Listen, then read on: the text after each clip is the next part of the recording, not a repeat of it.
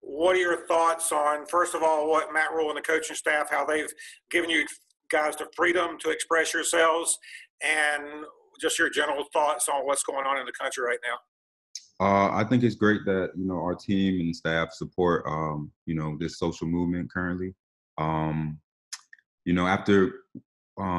we were out at the protest on Monday, not coach, David Tepper, the team owner, called me and just telling me how much he supports us and want us to stay safe, and how important it was for us to keep this movement going even after all the hype dies down.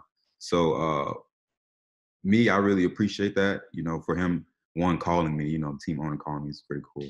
But just appreciation for his understanding and just knowing that it is a tough time. And Coach Rule, on the other hand, he did a great job as well. He gave us the freedom. He said post however you feel. Protest peacefully, be safe. So I mean, as far as the staff goes, I couldn't be any more thankful for how they've handled this. Andre, how important is it, do you think, for you and the rest of the players on the team to kind of use your stature and your impact to show others in the community how important these issues are? Yeah, I think when you have players on your team who have such great reaches, some players on our team have over 100,000 Instagram followers. Some maybe millions. So you posting information on your social media, just it literally goes out to millions, and it's going to be retweeted and liked or whatever. It's going to be shared. So using your platform is just so great in that nature. By that post could change a lot of people's perspective. A lot of people just literally don't know, never thought in certain situations, certain perspectives, and so really that just allows people to understand at a greater level and create awareness. So if you have millions of followers and you're for the movement, I believe that you should use your platform to spread the word, and so everyone can be on the same page. Andre, when did you become when did you realize that you wanted to be a front-facing person in these kind of movements and be one of the people that is out there driving the conversation? That's actually interesting. I thought about that. I was like, I'm kind of out on the front face, but I didn't really try to. It kind of just happened. Like even joining the player impact committee, it kind of more so found me than I found it. And I'm grateful that I joined it and that it found me. But I feel like I've always been great in community growing up. We did we used to go to homeless shelters, we do food drives, things like that. So I just understand how important it is, to one, affect your community if you can. And, especially as a Panther, how important it is to be on the front street, to let the people know that we're here with them as well. So I think that's very, very important. Andre, how different though is it to be a voice in this moment in this community? I know you've done so many good things, but this feels a little bit different. So what do you mean by this community, like in like Charlotte, or you just mean like this time right now? This time right now. I feel like it's for athletes, it's easier. I feel like it's like 4 years ago, Cap was kneeling, all that stuff. Right now, at that time, players, I feel like, because even I was my first year and we got Eric Reid and he was kneeling. I was worried about tweeting out something that could possibly get me in trouble, or something that they just wouldn't like, through me supporting social justices. So I think that times now are, a lot more understanding and, more than an athlete and all those great phrases. So I think times now is easier for athletes to be on the front line and to use their platform, because, a few years back we would get, a lot of ridicule and just a lot of hate for, stick to your sport and all that stuff. So now I think it's great that we use our platform. We're on the front lines. We're out there marching. It's great that the people know that we're there with them. Andre, it's 3:45, so we'll just take a quick moment of silence here.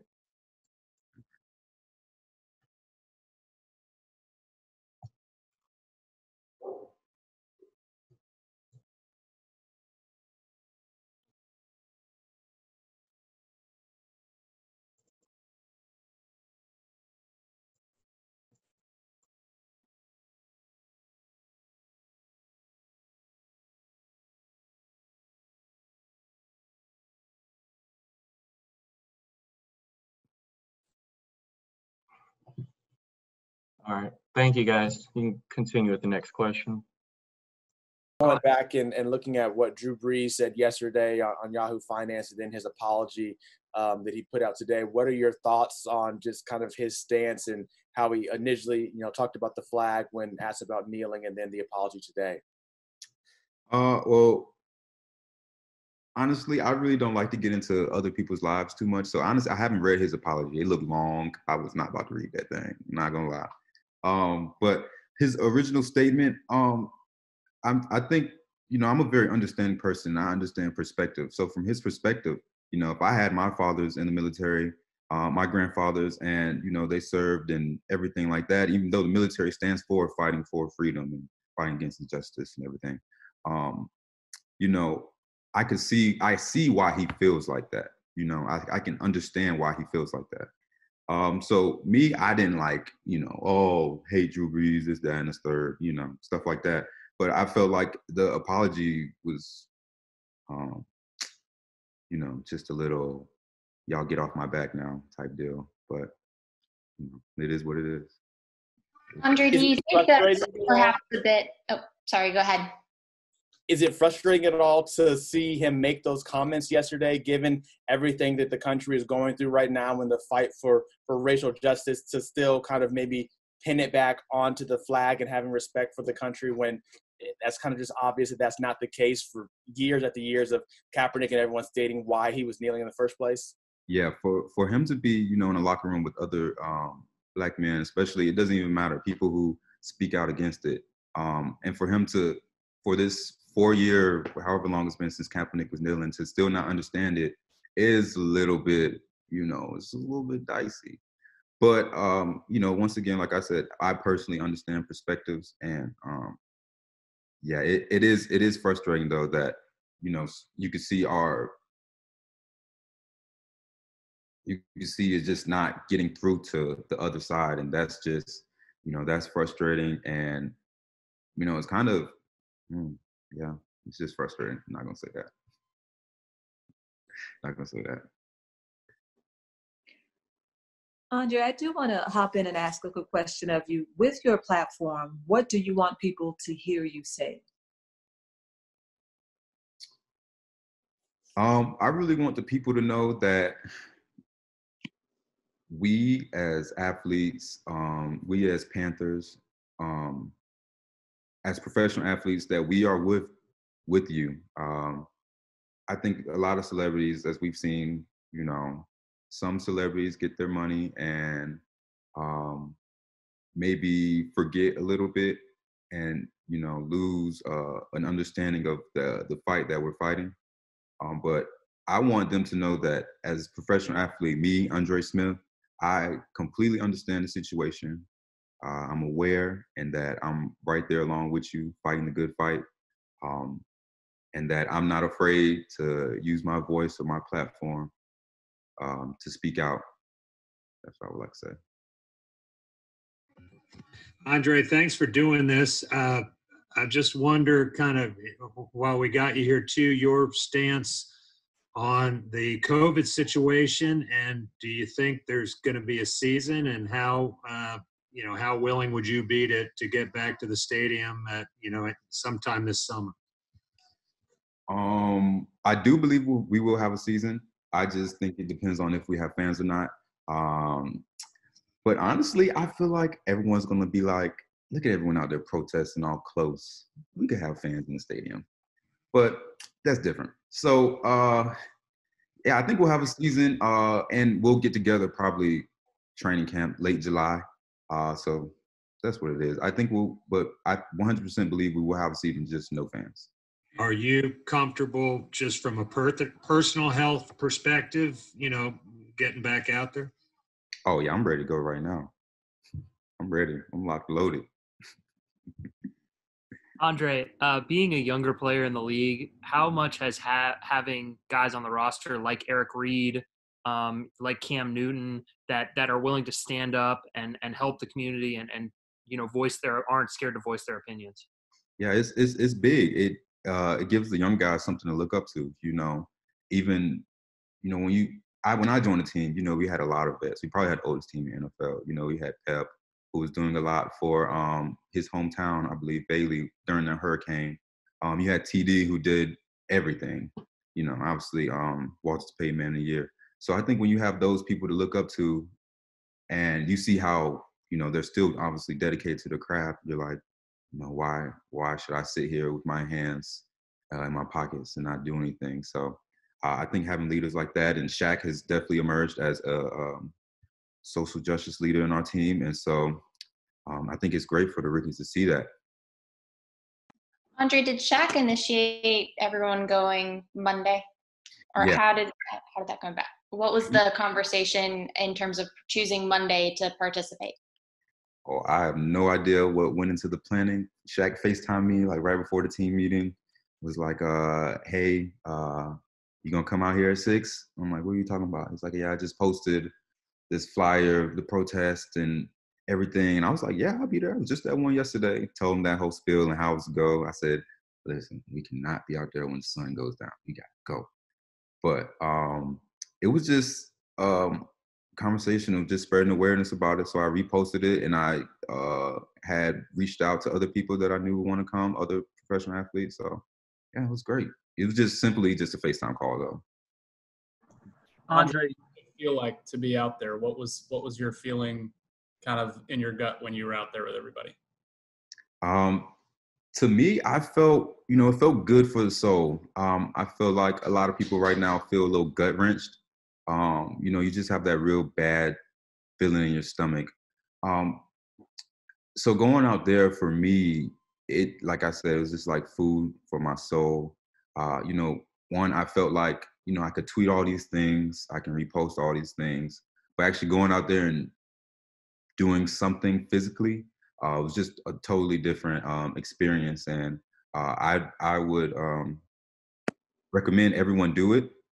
And it just allowed me to, I don't know, I just felt like it felt liberating, I guess that's the right word. But I don't know, I felt really good being out there, and I would really, really, really recommend everyone go out to a peaceful protest and fight for what you stand for. Hey, Andre, you mentioned perspective earlier, and from Jackie Robinson to the civil rights movement in the 1960s to Rodney King to where we are now, I think a lot of this is all about getting your message across and helping people see your perspective. Tell me a little bit about, from your point of view, how you get people to understand and see your perspective. Ooh, that's a good question. Well, for me personally, I think it comes through personal conversations. So if I have a friend and, you know, we're talking one day and, you know, a question may come up, or I can see how they react to something, or, you know, see how, you know, just something that makes them react a certain way that I'm like, you know, it's a little dicey there. So I would just sit there and, you know, just have a conversation with them, explain it, you know, just break it down and really give them like a lot of real life examples. I think real life examples are the best thing. For social media, I mean, you know, just retweet videos and stuff like that where they talk about the real things that really happened in America back in the day. So I think, you know, a lot of convincing or a lot of getting someone to understand your perspective, it's a lot of he say, she say, you know, a lot of back and forth on Instagram and Twitter, you know, just a bunch of trolling to me. So I think real conversations are had from explaining the real situations that happen, and just a dialogue, really, more so than an argument. Andre, Sheena Quick, speaking of conversations, it's imperative to have conversations with not only young Black boys that are growing into manhood, but all cultures. Have you found yourself in a position of having to have those tough conversations with younger Black males, athletic or non, just, you know, family members? Have you found yourself in that position just yet? And do you have advice on how it should be, I guess, handled going forward? So basically, how do I handle teaching my younger pupils about the social injustice of America? Is that your question? Yes. Okay. Honestly, I really haven't had much time to hang around like my little cousins and stuff during, you know, this time. So actually, I have not really practiced that. So like, I get what you're saying though. Like, so if I had like a little nephew or something, and we were just riding around, and somebody said something, and I would have to explain to him, the situation around that. We actually had a situation where Coach Blackburn Chase, he said he was watching the Jackie Robinson movie, and his 7-year-old son was like, asked for him to explain like, everything that was going on at that time. And, so I can't honestly personally say that I've had that conversation with someone younger than me that was like really younger than me. I've had that conversation with peers, as in someone maybe equal or right under me age-wise. Andre, to follow up on that, I guess maybe if you had a conversation, have you ever been racially profiled, and what was that like? So you can relate, because many of us can't relate to that. Honestly, I've never been pulled over. Every time I've been pulled over for speeding, I can say that. But I feel like I've never really been followed around in the store or anything like that. But I have been called the N-word. Actually, kind of funny story. I was in South Carolina, moving into UNC my 2015 January, heading to my freshman year of college. We're with my parents, car loaded up. We're stopped to get gas somewhere in South Carolina. Don't remember where. And just this random truck passes by and they scream, F you, N-word. And my dad got really mad. I mean, I didn't get mad because I was like, it's nothing I could do about it. He's gone. My dad was really upset. And, that was just, my kind of like my introduction to the Carolinas. Like, I'm moving up here, and, that's my first instance with it. So I have been, I guess, disrespected in that way 2 times in my life. So. Andre, is there something you'd like to see the team do kind of in response to all this? Is there something you as a impact committee want to do? Is there something in specific? We are working on some things during this time. I forget what it was. Well, a lot of things that we want to do is voter registration, making sure everyone knows how to and can, understand the system and vote. So that's a big thing, as well as police community relations. So just how the police relate to the community and that interaction. So those are the 2 things. We really want to get the police with a good relationship in the community.